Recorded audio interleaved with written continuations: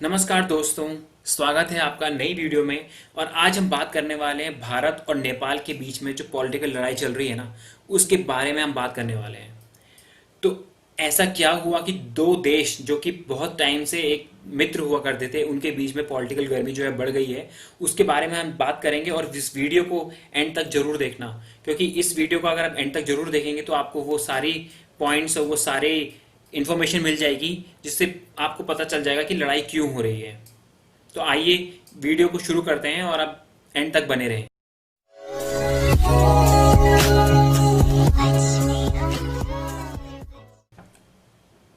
तो भारत जो था हमेशा से नेपाल का एक अच्छा दोस्त रहा है, और उसने नेपाल की हर परिस्थिति में हर जगह मदद की है जहां हो सके। अभी हाल ही में कोरोना वायरस से लड़ने के लिए जो हाइड्रोक्लोरोक्विन दवाई थी, भारत ने बहुत बड़े पैमाने पर नेपाल भेजी थी। लेकिन उसके कुछ दिन बाद नेपाल के प्राइम मिनिस्टर श्री केपी शर्मा ओली ने इंडिया पे ऐसे कुछ एलिगेशंस लगाए हैं, जिससे कि दोनों देशों के बीच में गर्मा गर्मी बढ़ गई है। आइए जानिए ये विवाद है क्या। तो ये विवाद एक छोटे से एरिया को लेकर है, जिसको कि हम काला पानी कहते हैं। और ये काला पानी उत्तराखंड के पिथौरागढ़ डिस्ट्रिक्ट में आता है।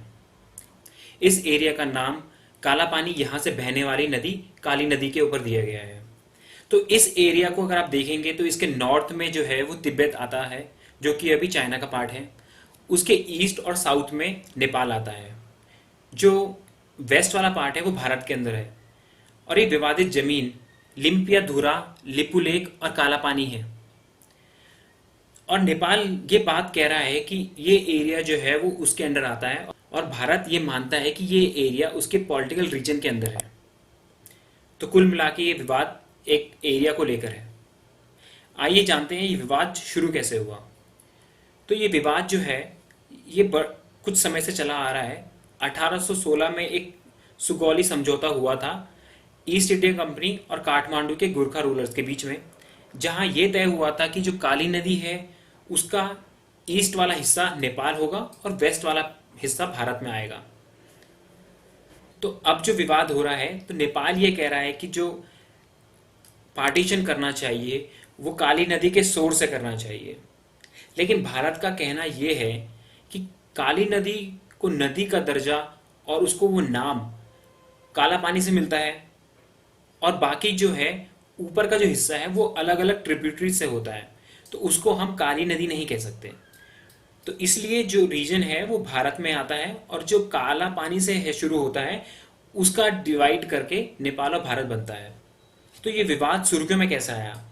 विवाद सुर्खियों में तब आया जब नवंबर 2019 में भारत ने अपना पॉलिटिकल मैप रिलीज किया, और उस मैप में ये रीजन जो है अपने अंडर था। तो नेपाल ने उस समय इसमें आपत्ति उठाई। इसके बाद क्या हुआ कि इंडिया ने धौरचुला से लेकर लिपुलेक तक एक रास्ता बनाया। इस रास्ते का काम पिछले 10 साल से चल रहा था, लेकिन 8 मई 2020 में ये पूरा हुआ, और भारत के डिफेंस मिनिस्टर श्री राजनाथ सिंह ने इसका इनॉग्रेशन किया। तो इन दो कारणों की वजह से नेपाल में प्रोटेस्ट शुरू हुए, और उन्होंने भारत का विरोध करना शुरू करा। और इसके विरोध में नेपाल ने क्या किया कि 22 मई 2020 में अपना एक नया पॉलिटिकल मैप रिलीज किया, और उसने इस रीजन को अपने अंडर दिखाया। तो जहां उसने लिम्पियाधुरा, काला पानी और लिपुलेक को नेपाल का हिस्सा बताया। भारत की ओर से भी नेपाल को कड़ा रिएक्शन दिया गया, और उन्होंने ये इस मैप को मानने से मना कर दिया। तो कुल मिला के ये विवाद ऐसा है। अब आप बात करें कि इसके आगे क्या होगा। तो विवाद जो है लंबा है और पुराना है। तो दोनों देशों के पॉलिटिकल नेताओं को मिलके इसको सॉल्व करना होगा। बात अगर आम जनता की करें तो इसका सबसे ज्यादा नुकसान नेपाल से आए उन लोगों को होगा जो भारत में रह रहे हैं और यहाँ काम कर रहे हैं। आप जानते होंगे कि भारत के हर स्टेट में नेपाली लोग काम करते हैं। छोटा बड़ा काम हर कोई काम करते हैं, और उसका पैसा जो कमाते हैं कुछ पैसा जो है नेपाल भेजते हैं। तो नेपाल की इकोनॉमी में भारत का एक अहम योगदान है।